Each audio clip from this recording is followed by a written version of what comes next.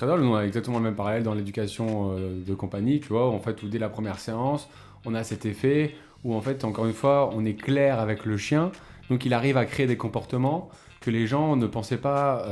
faisables. Tout à fait. Et du coup, c'est pareil, en fait, alors la plupart du temps, c'est que juste parce on se met à son point de vue à lui, et on est très compréhensif parce qu'on parle la même langue que lui, entre guillemets, et du coup, à ce moment-là, le chien, bah, s'il cherche pas le conflit, bah, assez rapidement, bah, il va être fluide, et puis, ah, tu veux ça, bah oui, bah, on va collaborer, et ça se passe bien comme ça. Et en plus, si tu lui apportes de la valeur, comme toi encore plus dans le travail, parce que tu lui apportes beaucoup de valeur, si tu réponds à son instinct, si tu réponds en fait à ce qu'il a envie de faire, tu apportes Complètement. énormément de valeur, tu as sa récompense en main, hein. Nous, la récompense, des fois, c'est un petit peu plus galère à trouver, mais là, c'est vrai que